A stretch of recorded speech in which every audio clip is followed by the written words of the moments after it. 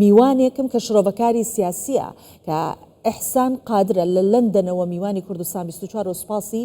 بەڕێزیان دەکەین بۆ ئامادەبوونی. بەڕێز ئەحسان، دەمەوێت پرسیارەکە بەم شێوەیە دەست پێ بکەم، بۆچی هێرشەکان ئەوەندەی دیکە تونتر و قورستر و سەختتر بوونەوە بە تایبەتی لە ڕۆژهەڵاتی کوردستان؟ ئێوار باش کوردستان، ئێوار باش خوشک و برایەن دەلاو، ئەوە شەرە طبعاً، ئەوە شەر هەرکو دەچێت شەر ماین و ناماینە بۆ ڕژیمی ئیران طبعاً و بۆ ئیسرائیل جی وایە ژبەکە ئیسرائیل هەر دایم دەبێژێت ئیران داخوازێ دەولەتی ئیسرائیل وەکی دەولەت تو نەبکێت ji bo wan şer herkû biçet gewre bibêt û vê agirî bicê herkû biçe gewre dibe teban rast. باشە پێشبینی ئەکرێت ئەم جەنگە ئێستا سنتکۆم ئاماژەی بەوە داوە کە ڕەنگە ئەم جەنگە 100 ڕۆژ بخانێت.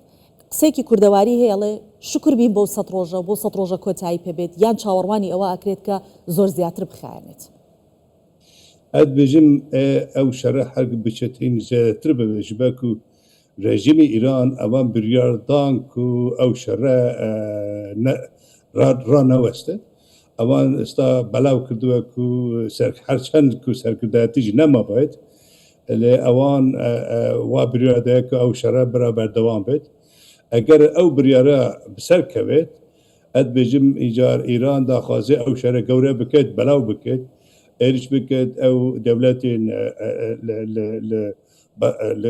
دەولەتی عەرەبی وەکی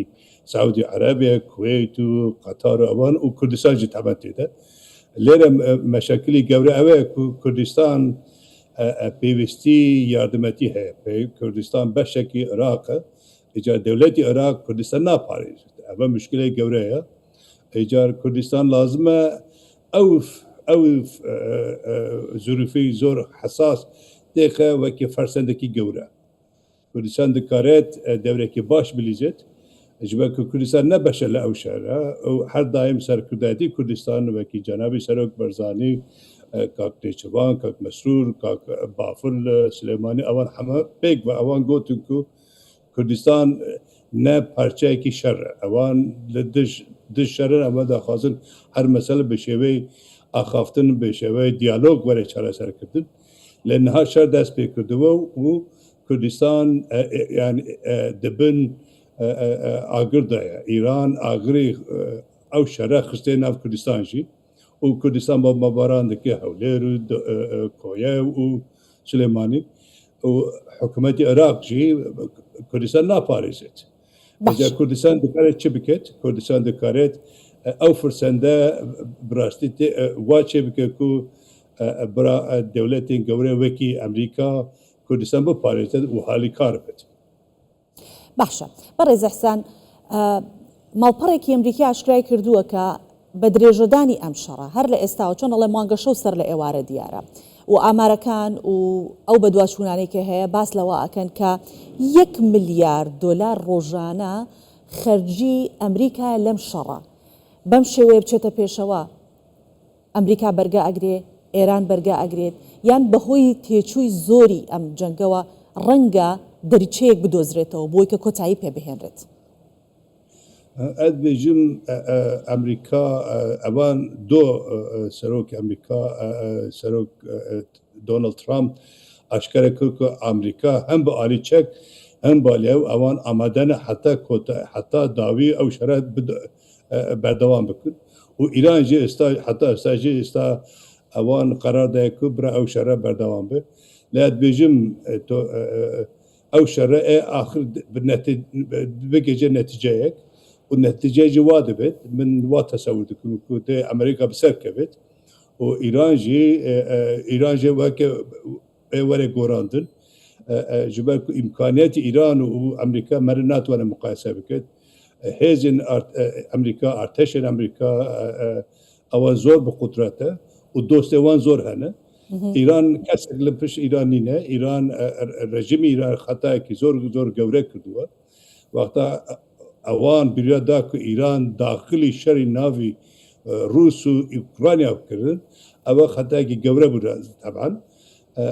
جبر و نه کسک لپرش ایرانی نه ایران بسری خواه ماوا و نه چین و نه روسیه دکاره تالیکاری ایران بکد اواجه طبعا وکی مگوتی فرسندکی گوره با کردمه روجهلات بەڕێز ئەحسان واتە ئێستا ئێران بێدۆست و بێ پشتیوانە هەر خۆیەتی لە ناو ساحەکە و لە ناو مەیدانەکە چاوەڕوانی ئەوە ناکرێت کە نە رووسیا و نە چین تەنانەت یەمەن ئەو وڵاتانی کە پاڵپشتی ئێران بوون ئێستا لە دەوروبەری بن ئێران ئێستا تاقوتەنیایە از باور ناکم که نه روس نه چین بکاره به آلیکاری ایران بکد اگر بخوازش نتونه آلیکاری ایران بکن یمن اوان گوتو اوان داخازم پشکری ایران بکن لی از باور ناکم که اوان تحصیل نتیجه بکن مثلا اوان یمن بخواه مشکل زور گوره هیا وكي حماس وحزب الله لبنان اوان سري خانات وانا راكن وحالي كري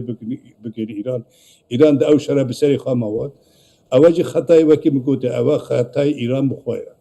لناف ايران جي ملت ايران لقل رجيم ايران نينا كردستاني روجهلات لقل رجيم ايران نينا بلوش لقل ايران نينا قزيز عرب لقل ايران نينا ازري لقل ايران نينا او رجمه بسري خو او كسين كو وكي بارجه ومنفعج او رجمه دقل بس اوان تنمانا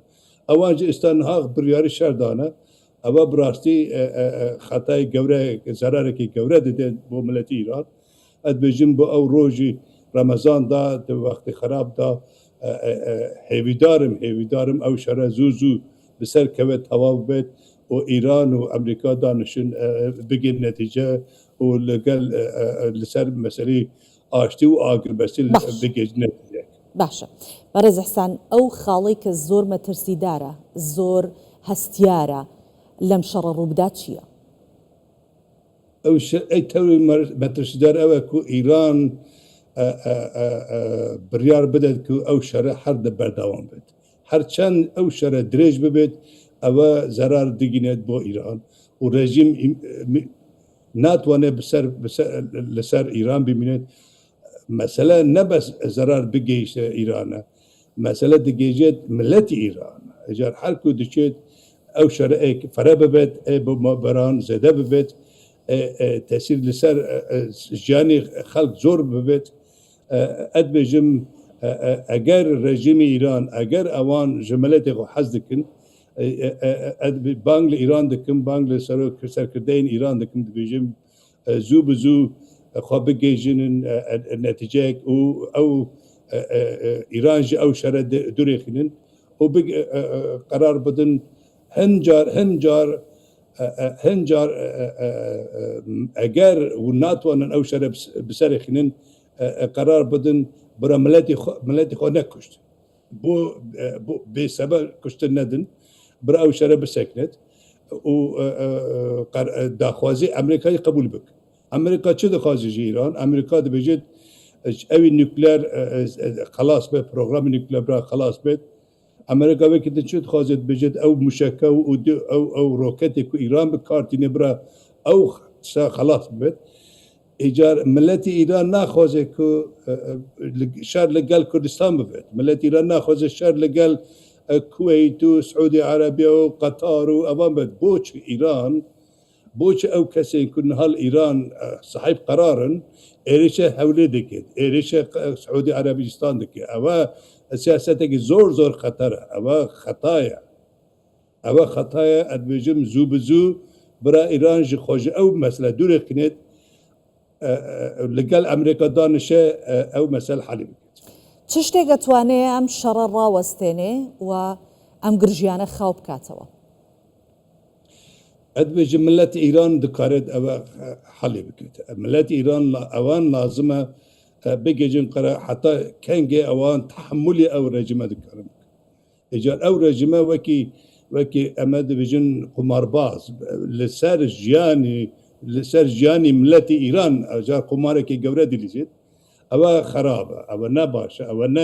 أو علاقة بالسياسات نينا علاقة بإسلاميات نينا علاقة بتشتك نينا براستي هناك غروبك إنسان هنا أوان بس بوم مفاد خاي شخصي ملتي إيران دولتي إيران دخازن تالكي كي زور قورة أدبجم جبرة زوو بزوو ملەتی ئیران لەگەڵ چ لەگەڵ کورد و چ لەگەڵ فارس و چ لەگەڵ بەلوج و عەزەری و تورکۆمان و عەرب و پێک بە ئەو برادران پێک بە بگێژن نەتیجەیەک بێژن بەسە ئەو ئاگر ئەو شەرە لازمە ڕاوەستێ ئەو کەسێک و مەسوولن ژی برە ئەوان دەشێ بەردن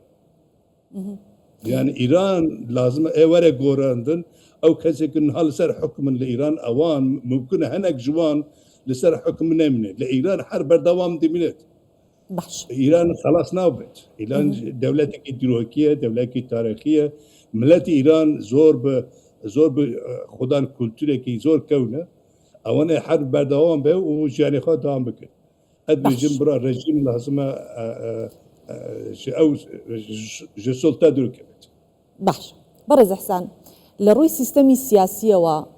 بەرچاوڕوونی ئێوە چییە؟ هیچ گۆڕانکاریەک لە سیستەمی سیاسی ئێران دەکرێت لە ڕووی ڕیفۆرمەوە هیچ ڕیفۆرمێک بەڕێوەیە؟ ئەدبێژم نها ئەو شەرە هێویدارم ئەو شەرە فرسەندێک دروست بکە فرسەندێک پەیدا بکە بۆ ڕەفۆرم بۆ گۆڕاندن لە گۆڕاندن ئیران چییە؟ ئیران ئەوە 47 سال 8 ساڵن دەبن ئیدارەی سیستەمێکی دایە کە ئەو سیستەمە دەبێت ئەو کەسێن کو عیدن صاحید و باوەرن بە ئەو ڕێژیمە بەس ئەوان دکارن خوددان قرار بن معنەوی چییە ئەو کەسێن کو فکری جودا هەبن ئەوان ناتوانن ببن خوددان قرار یاجی ببن خوددان سولتا یاجی ببن ئەندام پارلەمان یاجی ببن محافظ جبرا او سيستما خلاص او سيستما ايران خسته روشكي زور خراب هم آلي سياسي هم آلي اباري استا روش ايران روش ملت ايران زور خراب براستي جبر گوراند وره چکرن او شره بو سببكي باش اد بجم نها فرسند هيك ايران خو بگوري گوراندجي چاوا بد لازمه سيستمكي به تازه باش وره شده او جي وكي ملت هنك جارة قبول ناكي لسيستم العراق باشترين سيستم العراق سيستم كي فدرالي هي هرچند برادران الشيعة العراق قودا حواري ملت كرد قهنا دي سرجي لإستا دي ساجي كرد لبغداد هي كرد لهرم خواه هي اجا لإيران جي او سيستم لازم وره درست كردن سيستم كي فدرالي سيستم كي ديمقراطيك وره دامزاندن كو برا همه بشین همه پرچین ایران بکاربن یک سیستمی پاراستنی هرمی خواه بد آلی دوجی پیک و او دولته چاوا دکارن پیش و بدن چاوا دکارن خدمت گزاری بدن بو هر کسی